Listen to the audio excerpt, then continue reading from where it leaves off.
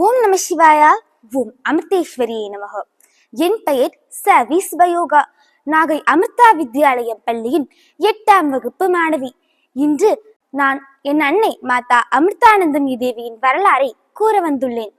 வையத்துள் வாழ்வாங்கு வாழ்பவர் வானுரையும் தெய்வத்துள் வைக்கப்படும் என்கின்றார் திருவள்ளுவர்.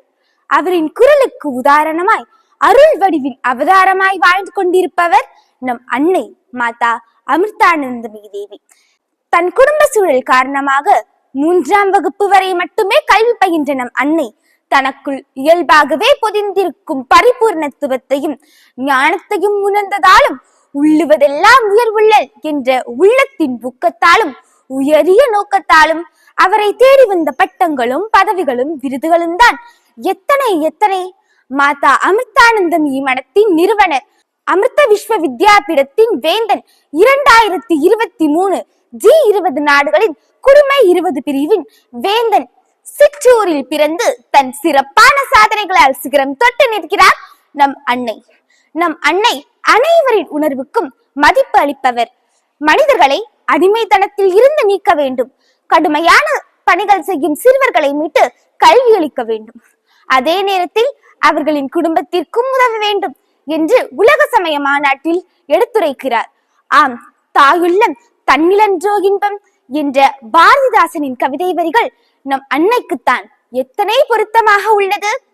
உலகில் உள்ள அனைவரும் ஒரு நாள் இரவாவது பயமின்றி நிம்மதியாக உறங்க வேண்டும். உலகில் உள்ள அனைவரும் ஒரு நாளாவது தனக்கு போதுமான உணவை உண்ண வேண்டும். உலகில் ஒரு நாளாவது வன்முறையால் பாதிக்கப்பட்டு மருத்துவமனைகளில் சிகிச்சை பெறுபவர்கள் என யாரும் இருத்தல் கூடாது. இளைய சமுதாயம் அன்பையும் ஒழுக்கத்தையும் பெற்றிருத்தல் வேண்டும் என்கிறார் நம் அன்னை. நம் அன்னை நம்மை அன்பாக அரவணைக்கும் போது அவரின் சக்தியில் இருந்து ஒரு துளி நமக்கும் கிடைக்கிறது. ஒரு துளிதானா என்ற ஏக்கம் வேண்டாம். ஒரு துளி அமிர்தமும் ஒருவரை சிரஞ்சீவியாக்குகிறது. அதே போல நம் அன்னையின் ஒரு துளி சக்தியும் நம் அனைவரின் கர்ம பலன்களையும் நீக்கி நம்மை முக்திக்கு அழைத்து செல்லும்.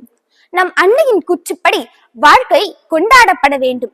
வாருங்கள், நாமும் நம் அன்னையுடன் இணைந்து வாழ்க்கையை கொண்டாடுவோம். வாழ்க மாதா அமிர்தானந்தமயி தேவி.